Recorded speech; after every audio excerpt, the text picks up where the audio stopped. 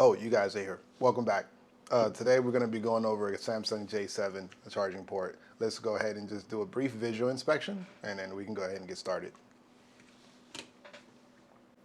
So during this brief visual inspection overview, I like to make sure and take a look and verify that the connectors on the motherboards are in good condition, as well as the battery connector. And let's go ahead and take a look at the other side of the board. Just taking a look around, I don't see anything damaged. Connector looks fine. Chips are intact. And right around here at the bottom is where we have our micro USB port. So it's always very important to just take a look at the motherboard and then just the surrounding components. I know this device came in for a charging port, but the screen assembly is actually cracked. And in some cases, I've actually seen dislodged components, broken or cracked ICs. You'd be surprised. I'll be using 148 paste to go ahead and mix the solder, board holder, and let's go ahead and get this inside of the board holder. They have different types of board holders. They have big ones, they have small ones. You just need something that's going to keep your board stable. So let's go ahead and switch over to the microscope view.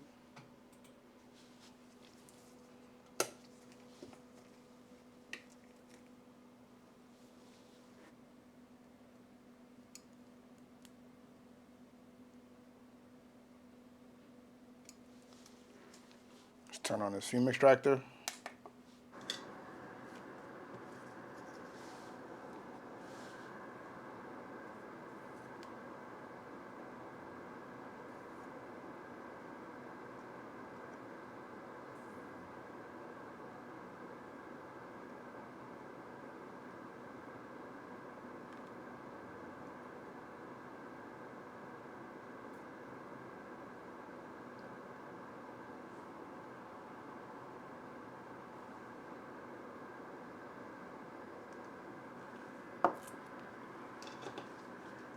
Then we'll get the other side.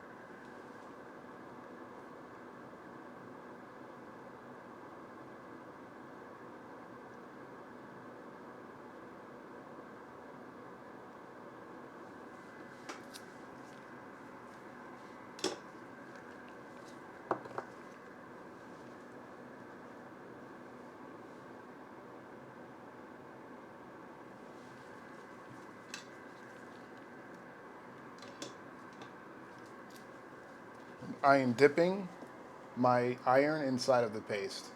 So I'll take my JBC iron and we'll pretty much just dip it inside of the paste. So that way you don't have to go out and buy this style of solder, because they do sell 148 and 138 paste, but it comes in the form of like a stick.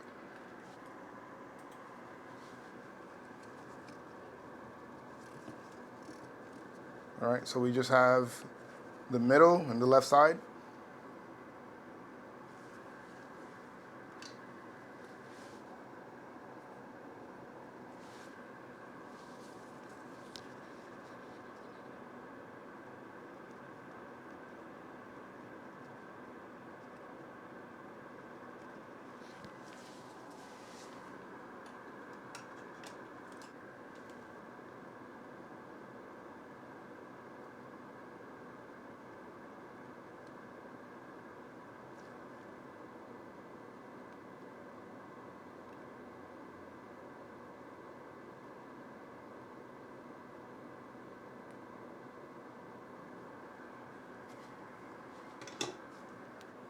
Now let's go ahead and remove this port.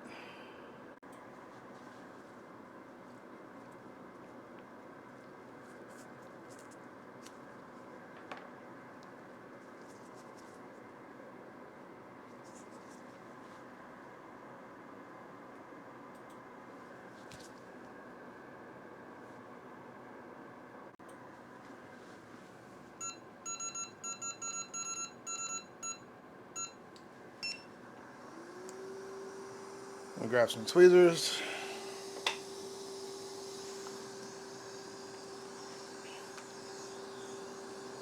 And pretty much we're going to be using no nozzle. I like to start from far just to preheat the board from a distance.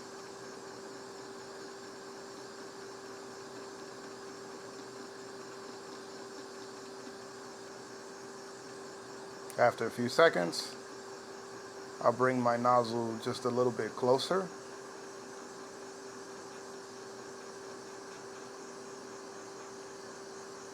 And we can go in.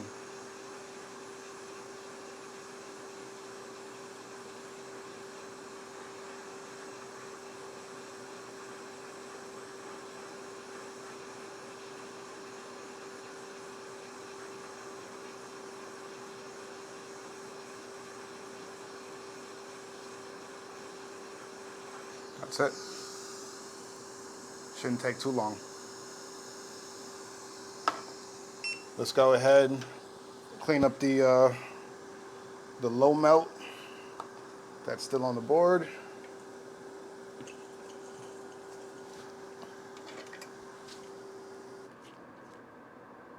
Add just a little bit more solder. It's going to help with the wicking.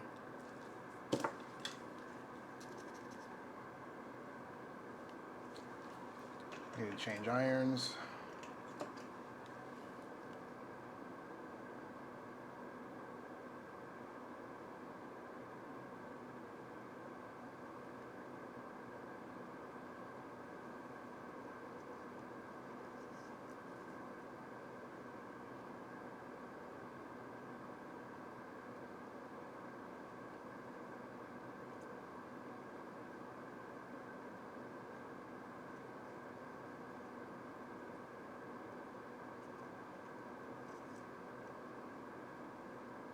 Let's check the other side.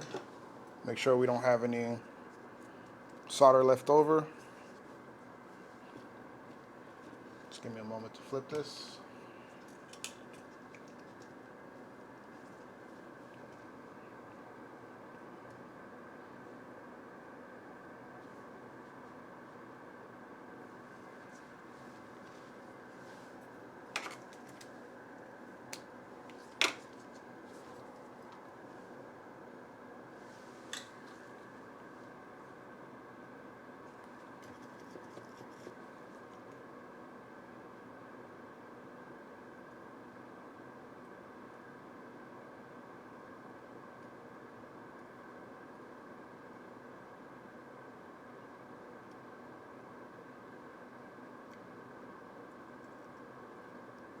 Good. Let's go ahead and clean this up real quick.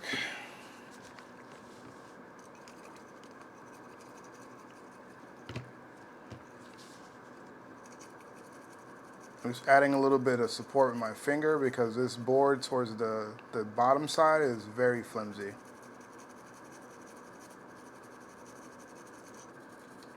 We're just going to use hot air once, and we don't need to use hot air to reinstall the port. I'm just going to set the port down and tack on every pin one by one.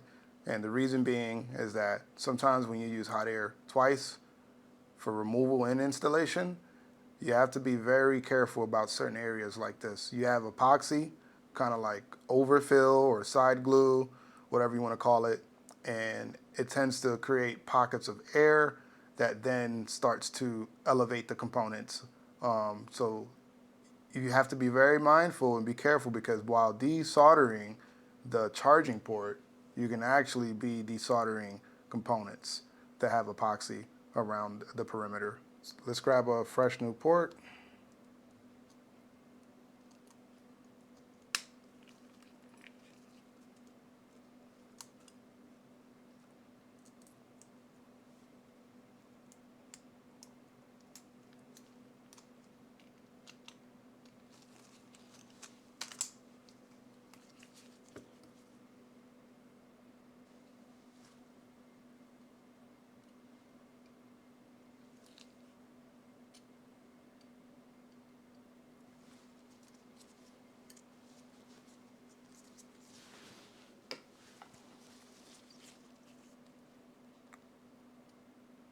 We'll start off by just trying to secure the port.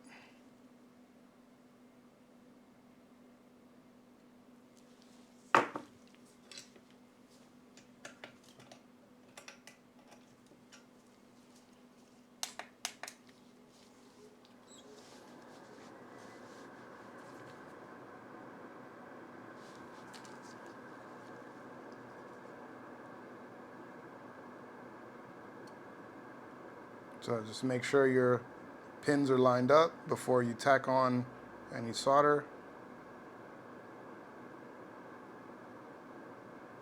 It's just about right.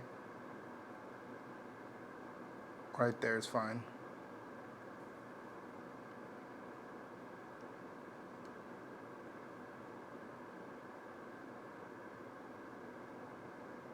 We're just adding a little bit so that the port won't move as much.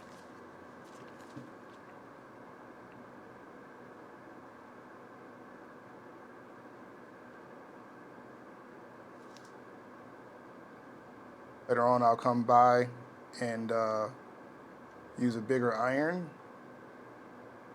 so everything can flow through.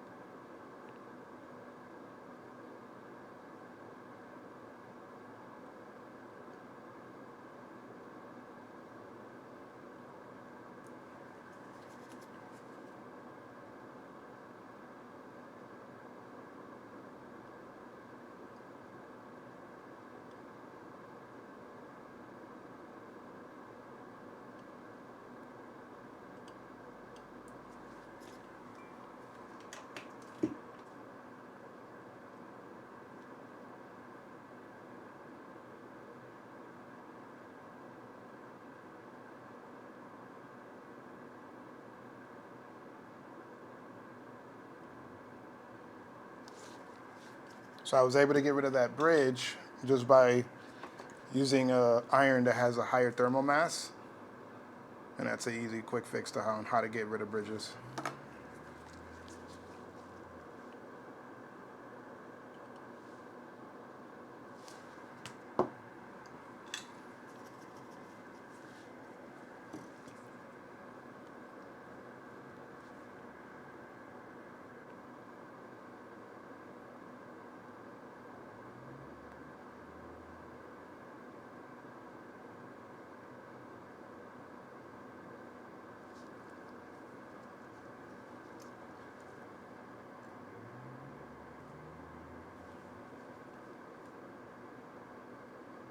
Just heating up the ground area so that the solder can flow further down.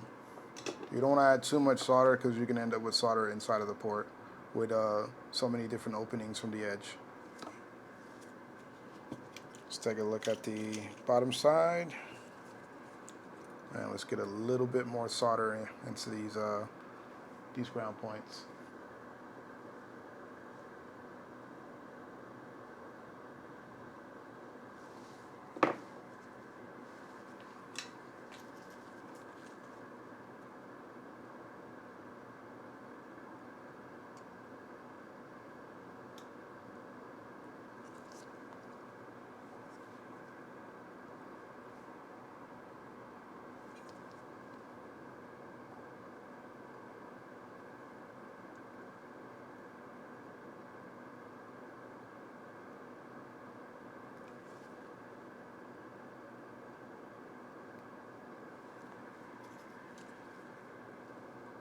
Let's get the last two areas back here.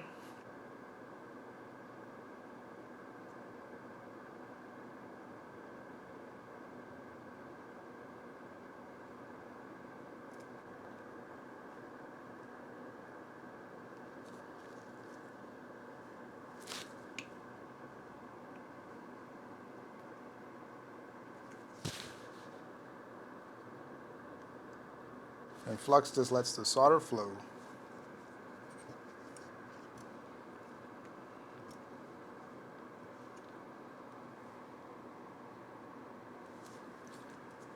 Let's get this one back here that looks a little muddy.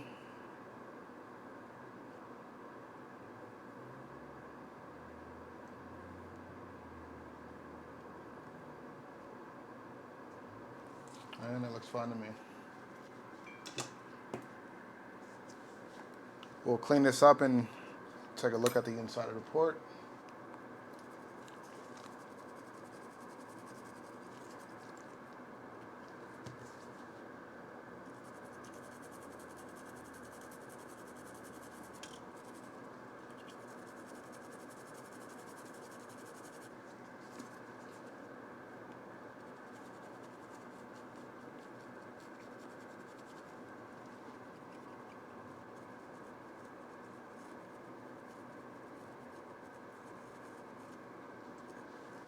And this sometimes is just inevitable. When you have a port that has so many openings on the sides, you're just gonna end up with flux on the inside. So quick fix for this is just to put some alcohol inside of the port. Doesn't take too much. And just make sure all the flux is gone. What happens if you end up leaving the flux inside of the port, it just starts to harden over time. And it becomes really problematic when it's time to connect your micro USB cable. I always make sure to take my time to get anything that's going to impede my connection.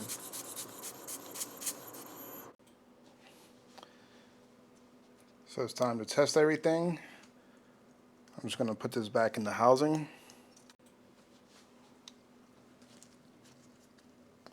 Since the battery likes to connect directly to the motherboard, I'll put a piece of Kapton tape here so that when we install the screen, we won't run the risk of like blowing the backlight circuit or anything like that.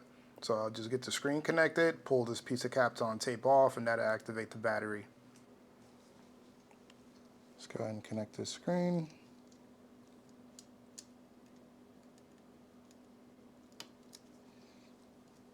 All right, great. So the screen is connected. Try to line everything up in the front. Now let's see if this unit will turn on. Now let's take this piece of tape off.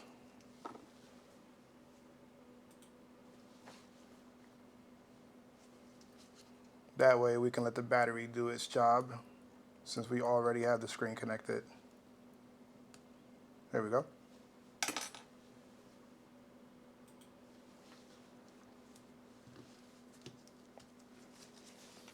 Let's go ahead and give it a charge.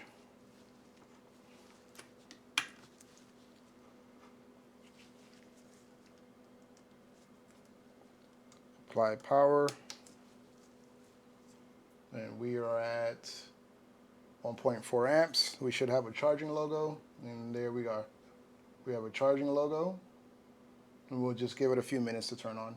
We are at 3% so far. Let's go ahead and hit the power button to just make sure we have liftoff.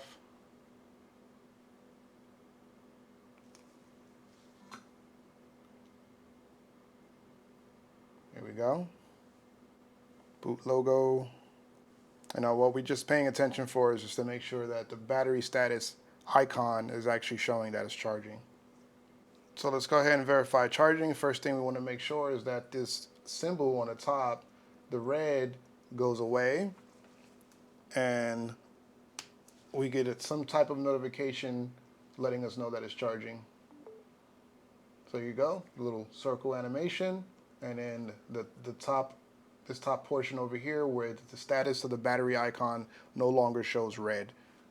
So originally this device, once we plugged it in, We're just on like 2%. It's now all the way to 7%. I'm going to go ahead and let it charge up fully, but at this point we can verify that the unit is taking charge. It's charging at 1.4 amps, and this device is fixed.